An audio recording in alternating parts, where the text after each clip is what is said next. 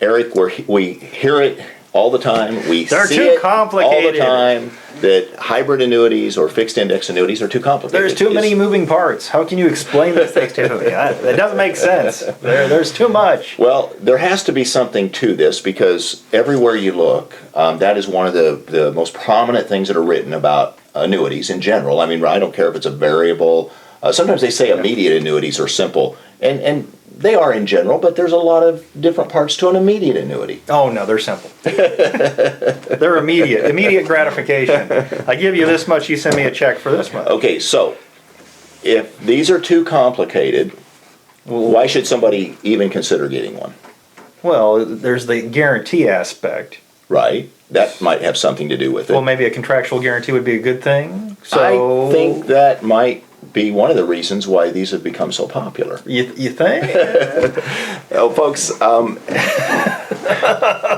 when you look at an annuity and you look at all the moving parts, there's no question it can become very complex, very complicated, and if you get lost in all of the things about an annuity, you'll miss some of the main points, which are what you just said, Eric. It's the contractual guarantee. That's right. When you go and you start looking or considering an annuity, Right. for retirement typically. Right. Yeah. So, what do you need? What are you solving for? Do you need lifetime income? And if you do, how much? Right. And then you look at what you have, and if you purchase an annuity, this is what the minimum guarantee is. That's the key element of a purchase of that Right. level. What's the minimum Right. guarantee? So if I want to know that I have a certain level of income at a certain age that is just flat out guaranteed, and I'm satisfied with that, and that meets my retirement objective, then why do I have all these other moving parts? Well, I think we refer to it maybe as gravy or icing, however, Yeah. depending on which type of plate you prefer.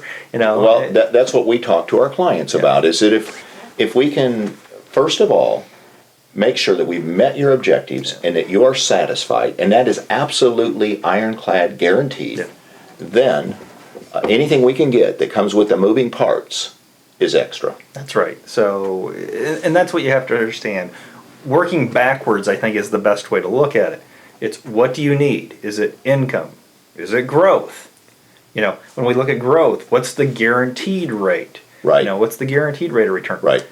If we get more than that, will you be disappointed? Right. No. And we might achieve a higher rate by utilizing a death benefit. Right. Exactly. It's another guarantee. Right. And the guarantee may come through the base of the contract, or it may come from a rider. That's right. But those riders are part of those contractual guarantees. Yes. It's built into the contract. Yes. And when we talk about moving parts and things being complicated, I know a lot of folks that are watching have had experience with mutual funds and different items of this nature. So when we think in terms of a prospectus, how complicated is that? Well, you're assuming one thing. People have read the prospectus. Most people don't bother to pick up the prospectus they get from their mutual fund. Right. They don't want to read the 40, 50, 200 pages of information in print this small. Right. They just don't want to look at Right. it. And if you do read it, obviously there is a certain complicated aspect to it, and yet it is very similar when you're looking at an annuity from the standpoint of there are some parts of it that can seem complex. Right, and it usually has to do with the growth potential side of Right. it, in both the mutual fund and in the annuity world. It's that aspect that creates the sizzle, I think, as you call it. Right, and truly, we're aware of this because we've seen it where an advisor or an agent is overzealous trying to sell an annuity, and they paint this picture of all of this upside potential. Yeah. And the no downside risk, but a lot of upside potential, and that isn't always going to be the case. In fact, it's just way overstated. Well, and people take the marketing components of everything and talk about the potential. And we talk when we talk to prospects, clients, whoever here. Right. you'll always hear us, we'll have somebody come in and say, well, I just talked to this guy and he talked about the 7 or 8% guarantee. Right. Because 7 or 8% growth and compounding. It's guaranteed. Yes. And then we always have to pull them back a little bit and Right. say, that may be on the income rider portion. Or that. Now, it's a contractual guarantee component. Yes. But they have to understand that that's a number they can only use for income. As long as that meets their basic need, it's part of that contractual guarantee. Right. But they have to understand how it works. Right. Exactly. So. Yeah, and folks, there are genuinely a lot of different aspects, especially to a hybrid annuity or a what we would call a fixed indexed annuity, which is the hybrid annuity.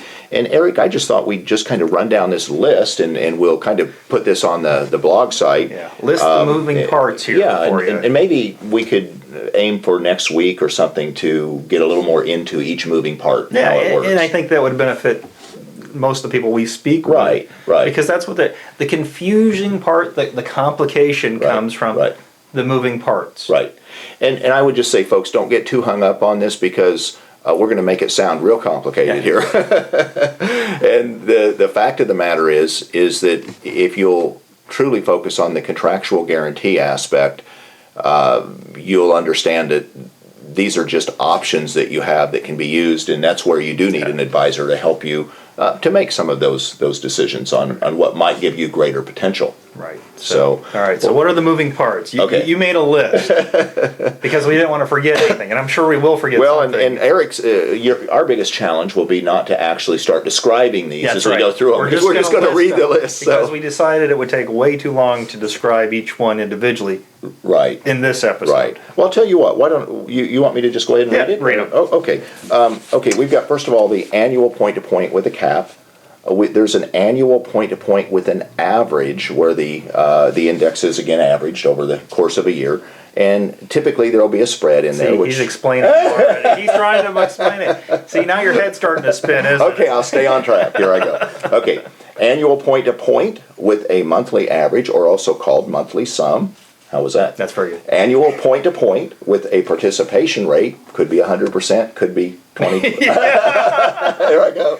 Okay, caps, spreads, fees, uncapped indexes, blends, 2-year, 4-year, 3-year, 5-year point-to-point. Points, yeah. Right. Yeah. Right. So, and I'm sure we left out I did something. pretty good. He finally reined it in a little bit. He really it's tough wants not to start explaining. We really do folks. want to break it down for you, and I think that's what. And we will. We'll break it down more.